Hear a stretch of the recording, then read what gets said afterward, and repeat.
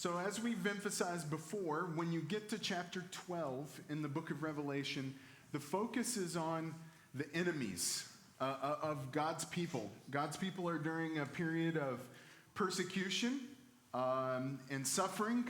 They have questions, and Revelation is a message from Jesus through the Apostle John to help answer those questions and encourage them to be faithful during a challenging time. And so we saw in chapters 1 through 11, God is holding his promises, but God's people have to be faithful. God works on his perfect timing, not necessarily on how we think things should happen. And so there's lots of encouragement to faithfulness, reminding them of God's promises. But now he's looking from the other perspective and acknowledging, as we've already seen, that we are up against great challenges in this world with Satan working. Satan has always been coming after God's people ever since the creation with Adam and Eve. And God has never downplayed the impact Satan can have. But on the other side, God has also never given us any inch to think that Satan can always win. God has the power. God is greater than Satan. And that's one thing that we see in Revelation is when Satan and those working for Satan come after God's people, when there truly comes to the battle, there is no battle at all. God always wins. And so, yes, if we are willing to, as Paul says, give opportunity to the devil, then he can run havoc in our lives. But if we put on the armor of God, if we trust him, then there's no battle. There's always a way of escape, and there's always victory for God and his people. And so we saw Satan pictured as a great red dragon in chapter 12. And really, it's a picture to remind us of the victory that we have through Jesus. He said, the accuser of our brethren has been thrown down, and he's referring to Satan. And he says, how has he been thrown down? Because of the blood of the Lamb. Because Jesus has become our sacrifice, and we're forgiven of our sins. Satan can accuse us all he wants, but God's the judge, and God says, in Jesus, you're saved. So Satan can lie. Satan can tell you you're not good enough. Satan can tell you you'll never make it. Satan can say whatever he wants, but that's all he is. It's just a liar, and he's desperate. And even we saw in Revelation 13 the phrase where when he was thrown down, he was angry and he was rushing off to make war and it says because he knew his time was short. Satan's desperate because he knows he's losing. And he just wants to pull as many people as he can with. And that's the decision Jesus has always laid before us. Are you with me or are you against me? If you're with me, I will be with you to the end. I will protect you. You just trust me. And then I have this. Or are you against me? And so that's what we're seeing. And he's beginning to describe not only is Satan at work again at these first century Christians, but he uses these images of beasts to describe how Satan is at work against these Christians. And this is the kind of overall outline of Revelation that we've been looking at. But we looked at this comparison of the dragon and the sea beast. And you can see they look very similar, 7 heads and 10 horns. They both have many crowns, diadems on top of their heads. And they're both making war with the saints. And they get their power. He gets his power from the dragon. And so the point is if the dragon is Satan, whatever the sea beast represents, it is Satan working through something in the world to make war with the saints, to attack God's people. And so we also started looking more at this description of the sea beast in comparison with the beasts from Daniel chapter 7. And we saw that they are described very similar. like a lion and a bear and a leopard and having 10 horns. And it's very clear from the prophecy of Daniel that those beasts are representing 4 kingdoms.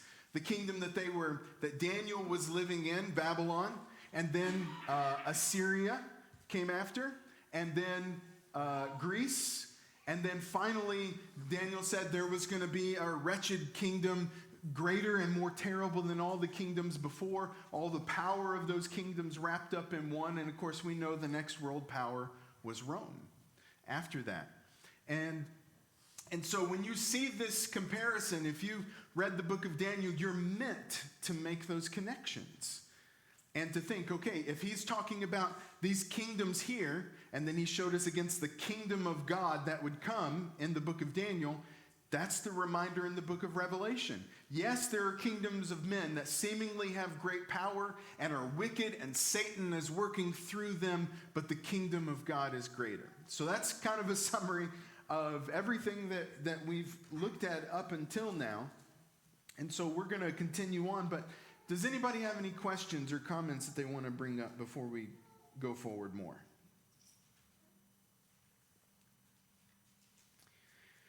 Okay, so looking here in Revelation 13, more about this beast. We saw some of the things that was going on. Some of you pointed out, verse 5, there was arrogant words and blasphemies given. He opened his mouth in blasphemies against God in verse 6 to blaspheme his name and his tabernacle and those who dwell in heaven. And they're making war with the saints. What is the picture that's being painted? What is Satan doing to work against God's people? In Revelation 13, 5 through 7. Discredit the one that they're following. Yeah. The saints are worshiping or following or adhering to discredit what they believe in. Yeah, and it's interesting because you think about it, Satan has always kind of used that against God to try to discredit him, try to get people to think differently. Isn't that what he did with Eve, ultimately? You know, what has God really said about that tree? I mean, the point is to plant a seed. Do I really have to take God at his word? Should I really take what he says about that? Do you remember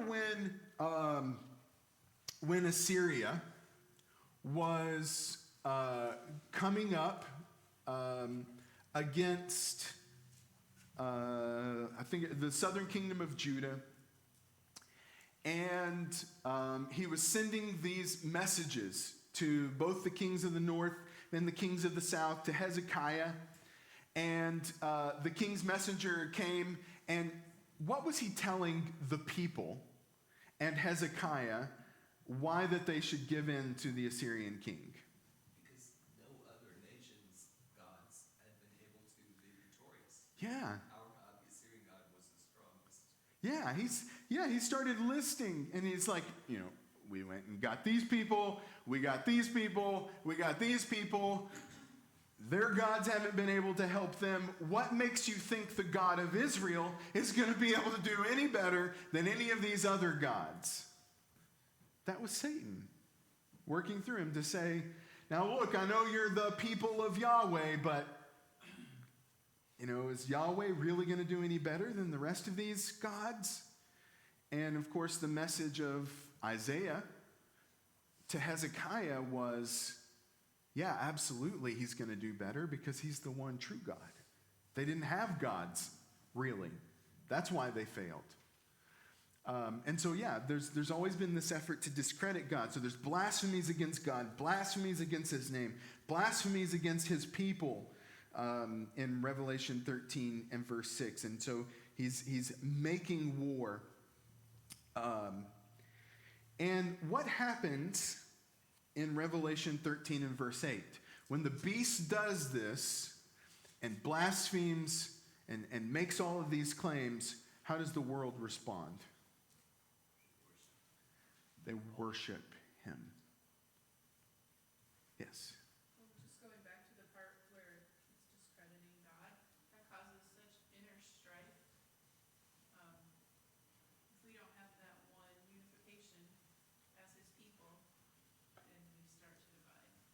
this. Yeah, that's right. And Terrell talked a lot about this in his sermon this morning. The only way, the marks of God's true people is two things: true faith in God and working together with each other. That's how God's people have always made it, and what God has always wanted us to do. Trust him and work together. And we can do it. So that's a great point. So I want you to think about this. There's something implied in verse 8. If that's what the world is doing, what does it say about them then? They believe the sea beast is Okay. God. They're trusting in the sea beast as God, or more powerful than their God. And what does that do to them? In verse 8. The people who give in to this. Not written in the book of life. They're not written in the book of the Lamb, in the book of life. They're not written there.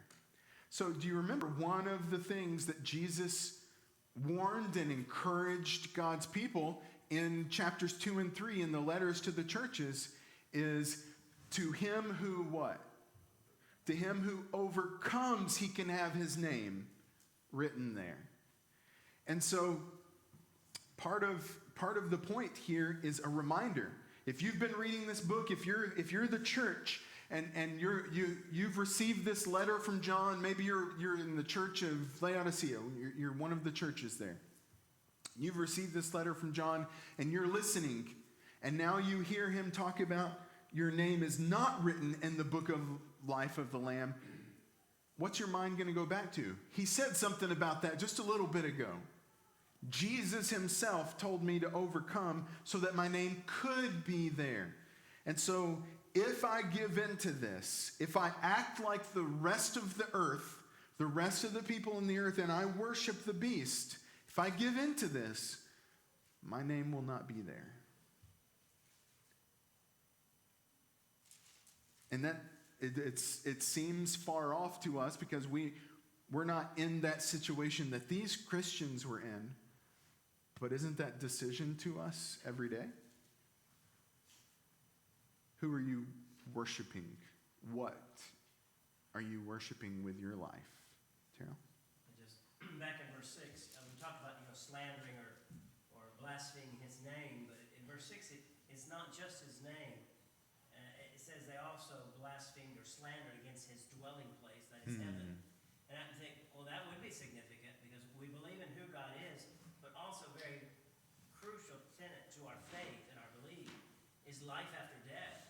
It's I want to be in the presence of God. I want to be close to God. I want to be so at his dwelling place. So if you discredit God's dwelling place, then it's like, okay, or cause me to doubt God's place.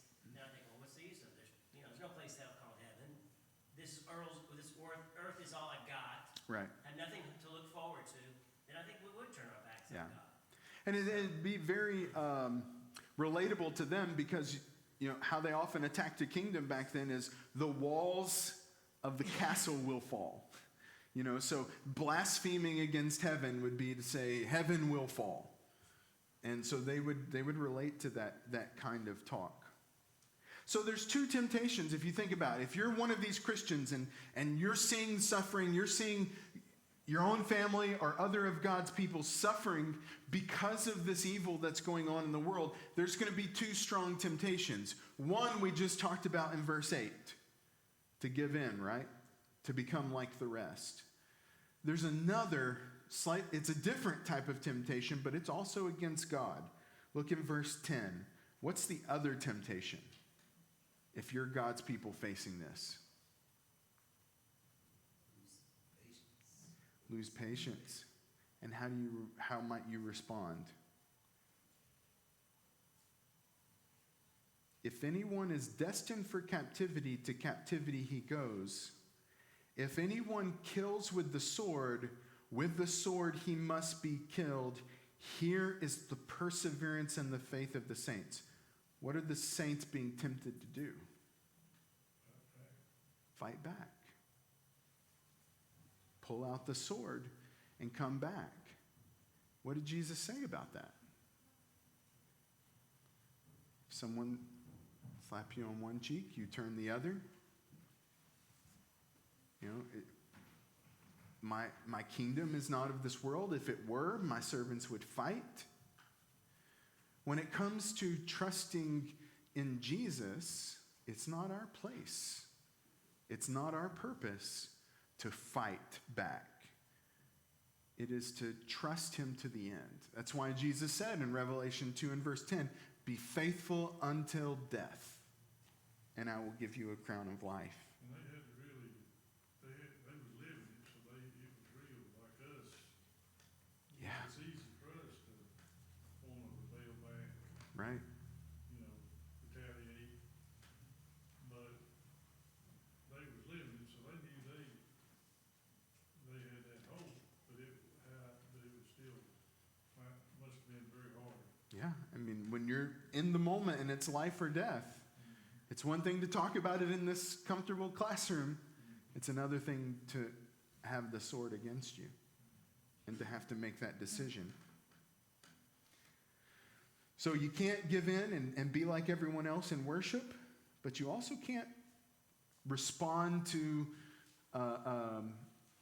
you can't be like the world and return evil for evil. So this is the perseverance and the faith of the saints. Okay, so then when you get to verse 11 of chapter 13, then I saw another beast coming up out of the earth. The first one was from the sea, this one from the earth. And he had 2 horns like a lamb, and he spoke as a dragon. He exercises all the authority of the first beast in his presence, and he makes the earth and those who dwell in it worship the first beast, whose fatal wound was healed. He performs great signs, so that he even makes fire come down out of heaven to the earth in the presence of men. And he deceives those who dwell on the earth because of the signs which it was given him to perform in the presence of the beast, telling those who dwell on the earth to make an image to the beast who had the wound of the sword and has come to life. And it was given to him to give breath to the image of the beast, so that the image of the beast would even speak and cause as many as do not worship the image of the beast to be killed. And he causes all, the small and the great, the rich and the poor, and the freemen and the slaves, to be given a mark on their right hand or on their forehead. And he provides that no one will be able to buy or to sell except the one who has the mark, either the name of the beast or the number of his name. Here is wisdom. Let him who has understanding calculate the number of the beast, for the number is that of a man, and his number is 666. Okay, so we've got the dragon, Satan, who's behind all of this. We have this first beast that's coming up from the sea, who looks very much like the beast of Daniel 7. And so that tells us that the first beast is representing what? The beast that comes out of the sea is representing what? The nations of the earth. Okay, it's representing nation, a kingdom.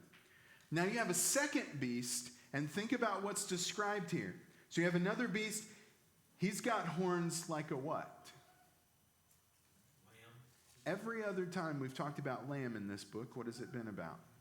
Sacrificial lamb. It's been about Jesus as our sacrificial lamb. So think about this. Remember, this is coming from deceitful Satan, and he spoke as a dragon. So there's the connection. So it's Jesus and Satan trying to be combined into one here. And where does he get his authority from? Yeah, he has he exercises all the authority of the, sorry, I think I asked that question backwards. He says he exercises all the authority of the first beast in his presence. So whoever this beast is, what is behind the second beast? Who is enforcing him or supporting the second beast? the first. He has the authority in his presence. So whatever this second beast represents, this first beast, this kingdom, this nation, which I believe it's referring to Rome when you connect it with the prophecies, is supporting this second beast. And the second beast does what? At the end of verse 12. What's its purpose? Causes everyone to worship the first beast. Second beast, whatever it represents, is, if the first beast represents Rome, it's causing everyone to worship Rome. So I want you to think about it. What could this be talking about? What could it be? Then you look at verses 13 and 14, and what does the second beast do? Performs great signs. When you talk about performing signs, what does that normally make you think about? Yeah, some miracle. It's the language of a religion, right? And so here's a language of a religion related to the dragon, related to the lamb, causing people to worship the nation of Rome. Sounds a lot to me like here is a Roman-backed religion.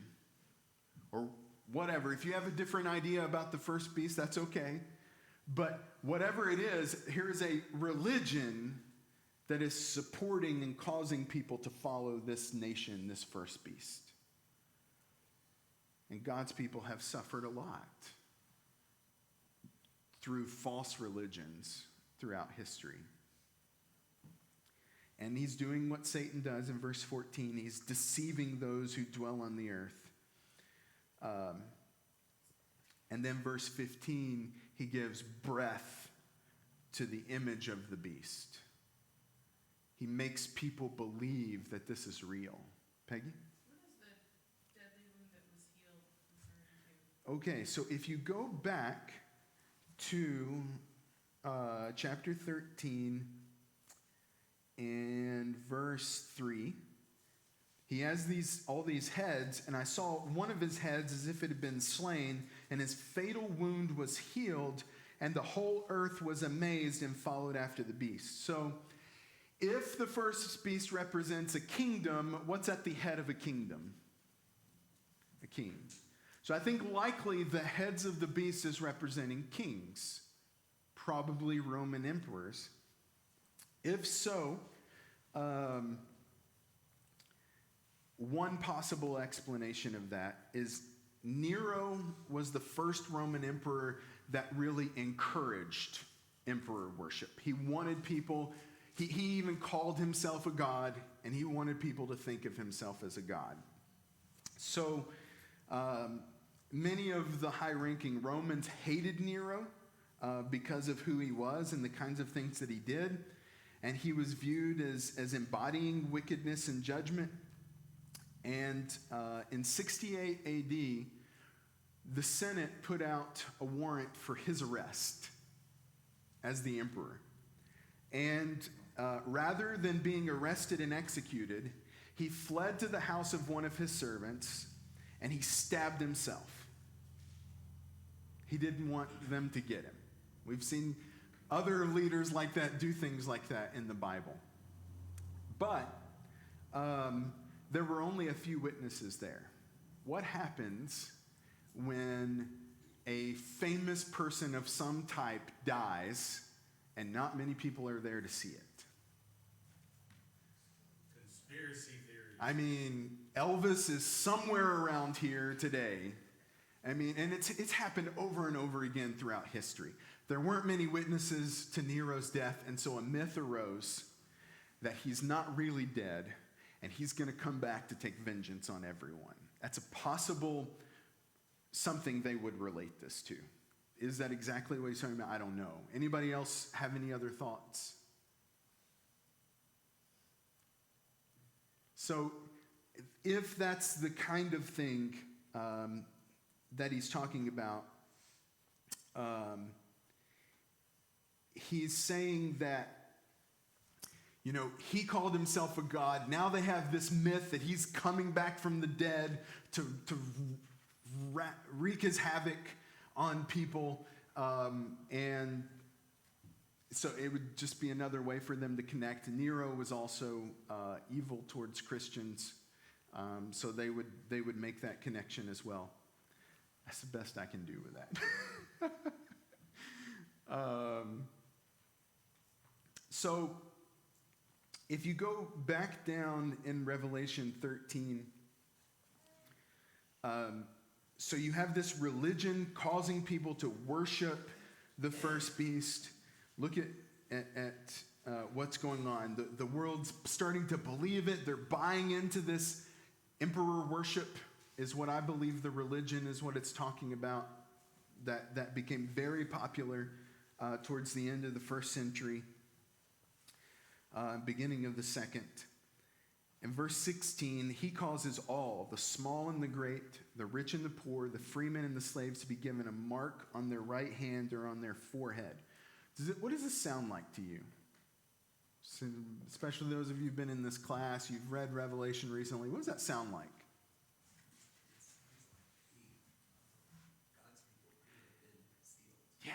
Yeah. Remember back in Revelation 7 when God is about to let the winds go and he has his angels hold it back until all of his people are sealed on their foreheads. So now you've got those who worship the beast also have a mark on their foreheads. But guess what? In the next chapter, God's people who are sealed on their foreheads are going to come back. You're going to see them again. So it'll make that connection with Revelation chapter 7. But about these who have this mark of the beast, is it a swastika from Germany? No. Is it, what? Lots of people have lots of ideas about what it is. Can I tell you for sure what it is? No, I can't. But it's like everything else in this book. It is a picture meant to tell you something about what's going on and be able to relate it to. I don't know that it refers to anything literal that was going on during this time. I will show an example of one possible item that could refer to it. But they're given this mark of the beast, and in verse 17, what's the purpose?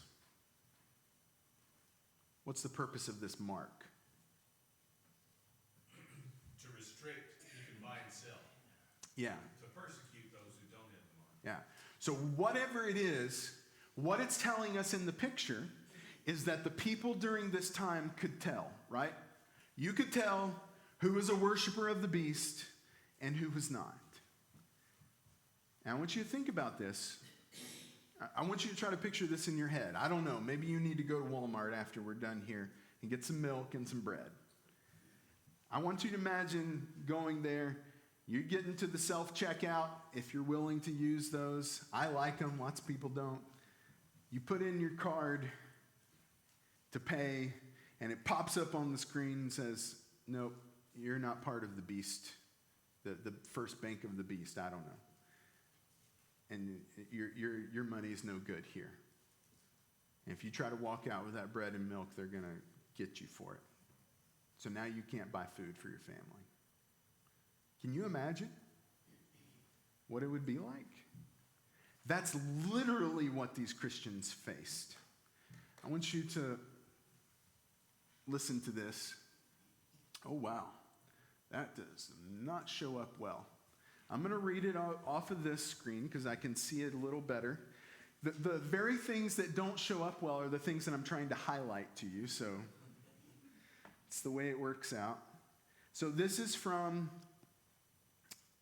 Governor Pliny to Emperor Trajan. Having never been present at any of the trials of the Christians, I am unacquainted with the methods and limits to be observed, either in examining or punishing them. In the meanwhile, the method I have observed towards those who have been denounced to me as Christians is this. I interrogated them whether they were Christians. If they confessed it, I repeated the question twice again, adding the threat of capital punishment. If they still persevered, I ordered them to be executed. A placard was put up. accusing a large number of persons by name, those who denied they were or had ever been Christians, who repeated after me an invocation to the gods and offered adoration with wine and frankincense to your, now remember he's speaking to the emperor, who offered wine and frankincense to your image, and who finally cursed Christ, none of which acts, it is said, those who are really Christians can be forced into performing. These I thought it proper to discharge. Others who were named by that informer at first confessed themselves Christians and then denied it. True, they had been of the persuasion, but they had quitted it, some 3 years, some many years, and a few as much as 25 years ago. They all worshipped your statue and the images of the gods and cursed Christ. Sounds really similar to the situation that we read about in the book of Revelation. You know, he talked about those who worshiped the image of the beast. And that's the thing. This is not a Christian writing this. It's a Roman governor writing this to the emperor about what he's been doing. One other thing I wanted to share with you is this is called this is possibly a libellus. And it's a document, kind of like a membership, and it verifies that you are your loyalties to the emperor, to the Roman gods, and to Rome herself. And you would show this if you're trying to get a job, certain places where you're trying to buy things, you would show this. Otherwise, it's likely they wouldn't help you. And so this one is from about 250 AD. So it just shows you those were some real things. Whether it's exactly what Revelation is talking about or not, those are some real things that Christians face and what was going on. And it corresponds to this. Now, of course, the big question that most people have when you get to the mark of the beast is, you know, what was it and what in the world is 666? And you've probably heard lots of things. Anybody want to offer some of the things that you've heard or that you believe about it? Smartphone? Oh, it vibrated as soon as you said that. I don't. So numbers have played a part in our study of Revelation so far. And not so much the number 6, but what other number? 7. The number 7. What is 7 always related to? It's always related to God. You know, 7 and 6 days he created the earth. On the 7th day he rested, the Sabbath day, and other things that we've seen earlier in the book. So what is 666 then? If 7 refers to God, what is 666? Not God. Almost kind of trying to look like God. And here's the point. Sometimes wickedness and sin can look like that's the best choice for your life. That's how I'm going to get ahead. That's where power, that's where wealth, that's where whatever is. And even under the banner of Rome, that's where peace is. That was one of the biggest things, the Pax Romana, the peace that Rome offered. And it looks like, here's everything that God offers me, but I don't have to do some of this other stuff that I don't like. And I don't have to be different than everyone else. Do we face anything like that today? Absolutely, right? We're constantly challenged of whether I'm going to make that decision to be like everybody else or not. 666. Do you want almost God or do you want God? That's the point, I believe, of the mark of the beast. You can have 666. It may be great for a while here on earth, but it will never be 7. It will never be heaven. So that's the choice that we have to make. So we'll pick up in chapter 14 next time.